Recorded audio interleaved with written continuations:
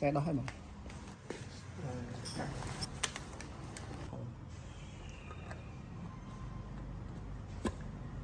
ok សួស្តីអ្នកទាំងអស់គ្នាថ្ងៃនេះគឺយើងមាន project មួយដែលយើងនឹងធ្វើការ upgrade កង់របស់យើងគឺជាកង់ Track Merlin 6 ឆ្នាំ 2020 ដែលប្រើគ្រឿង Shimano Altus 8 លេខបាទគឺយើងនឹង upgrade វាជាមួយនឹងគ្រឿង DO 10 លេខហើយ upgrade ថ្ងៃនេះគឺ upgrade ដោយបង្តូនៅហាងកង់ Volvo Wheel Cafe Stop កោះកេរបាទឥឡូវនេះយើងរៀបទូទៅនេះគឺជាគ្រឿង DO 10 លេខដែលយើងនឹងយកទៅបំពាក់លើកង់មួយនឹងហើយកង់មួយនឹងផងដែរគឺយើងនឹងប្រើប្រាស់សម្រាប់ជួលជិះនៅតំបន់អង្គរហើយនឹងពិសេសគឺសម្រាប់ដែលភ្ញៀវដែលជិះឆ្លងខេត្តដែលជិះលើផ្លូវ on road off road ឡើងភ្នំអីគឺមិនឆ្ងាញ់ហើយ DO 10 លេខនៅទីនេះគឺជា DO 10 លេខដែលមានថាសលីបក្រោយហ្នឹងធំគួរសមដែលមានថ្មីរហូតដល់46ដែលយើងអាចជិះឡើងភ្នំបានជាពិសេសឡើងបូកូឬតែស្រួលទៀតព្រោះឡើងបូកូខ្ញុំប្រើតែ42ថ្មីក៏ខ្ញុំអាចឡើងបានដែរអូខេមុននឹងយើងចាប់ផ្ដើមដោះដូរគ្រឿងគឺបង្តូនឹងទៅជិះសាឲ្យបងប្អូនទាំងអស់គ្នា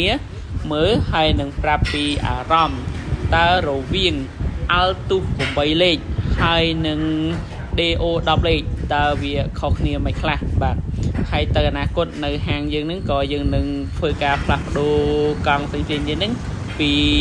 Altus Avio ហ្នឹងទៅ DO 10 លេខហើយព្រោះយើងមានអារម្មណ៍ថា DO 10 លេខស្រាលរហ័សហើយនឹងស្រួលថែទាំហើយឥឡូវនេះតម្លៃគ្រឿង DO 10 លេខហ្នឹងក៏វាមានលក្ខណៈធូរថ្លៃផងដែរបាទឥឡូវគឺយើងជិះមួយជុំបាទជិះមួយជុំហាងកាហ្វេយើងចេញពីហាងកាហ្វេយើងតាមផ្លូវវត្តបូជាងបាត់ស្ដាំទៅមាត់ស្ទឹងបាទនៅកន្លែងនេះគឺមានកន្លែងសាកកង់ស្រួលណាស់បាទ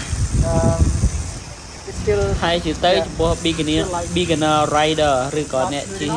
ទៅជិះដំបូងនឹងមានអារម្មណ៍ថាអូខេវាអាចទទួលយកបានហើយប៉ុន្តែចំពោះ regular rider ហើយនឹងអ្នកជិះជាប្រចាំនឹងមានអារម្មណ៍ថាអូខេវាមានស្ពើកវារៀងធ្ងន់ចុចទៅក៏វាមិនពេញដៃធាក់ទៅក៏វាមិនពេញជើងបាទនេះគឺជាអារម្មណ៍ចំពោះអ្នកដែលជិះកង់ជាប្រចាំចឹងហើយបានពីច្រើនហ្នឹងគឺមនុស្ស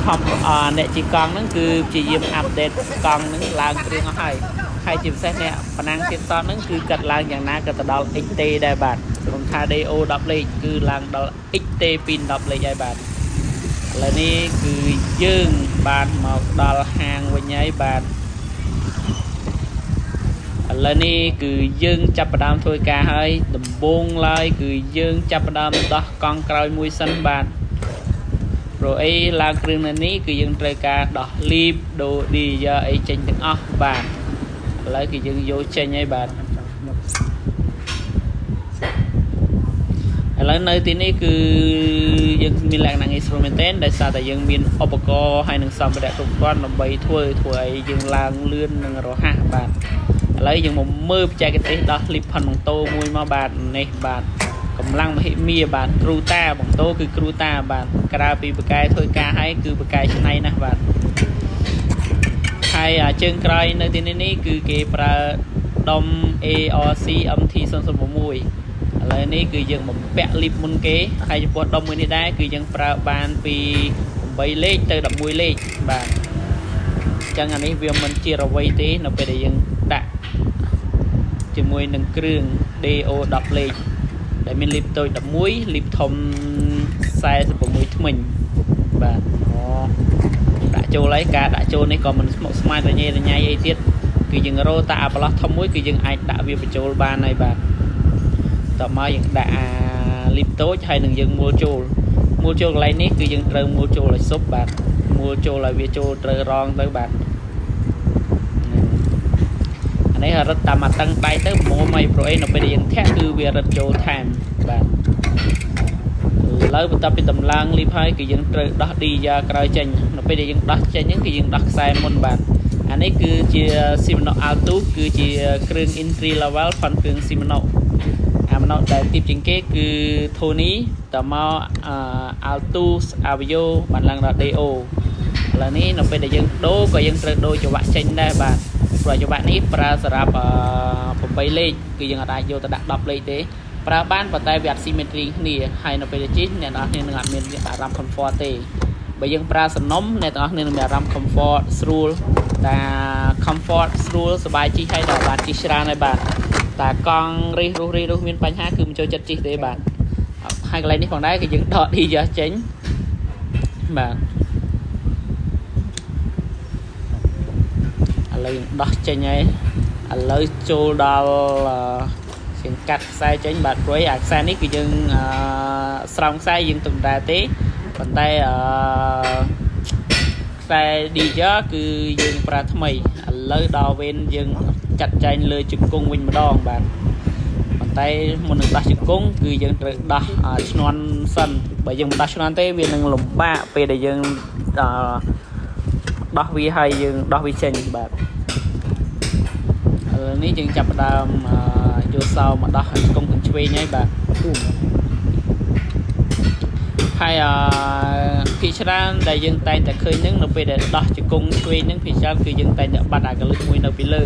អញ្ចឹងនៅពេលដែលយើងប្រើគ្រឿងដែលមានកលឹះមួយនៅពីលើគឺយើងប្រយ័ត្នផងបើវាបាត់ព្រោះហ្នឹងវាជួយឡោះទប់ជង្គង់យើងកុំឲ្យវារបូតចេញក្រៅបាទឥឡូវនេះគឺយើងចាប់ដើមមួយជង្គង់ឆ្វេងចេញហើយបាទហ្នឹង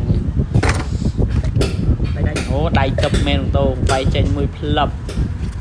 បាទឥឡូវនេះយើងដូរទឹកដុំទៀតព្រោះគ្រប់ផនគ្រប់សិតផន DO 10លេខហ្នឹងគឺគេមកជាមួយជង្គង់ហើយនៅពេលដល់វាយដោះជង្គង់គឺយើងត្រូវវាយមកមុខបាទអានេះគឺដុំជង្គង់មិនជង្គង់នេះគឺដុំជង្គង់បាទហើយក៏ជាពេលវេលាដែលល្អដែរក្នុងការយើងលាងសម្អាតដុំកណ្ដាលផងដែរបាទឥឡូវគឺយើងចាប់ផ្ដើមដកដៃចុចចេញហើយបាទអានេះប្រាំង tractor ហ្នឹងយើងទុកមិនដែរទេបាទព្រោះយើងអត់បានដូរប្រាំងដូរអីទេព្រោះ tractor គឺយើងមកល្មមសំរុំដែលអាចប្រើប្រាស់ក្នុងការជួលបានហើយអ្វីដែលយើងត្រូវការដូរនៅទីនេះគឺដៃចុចបាទ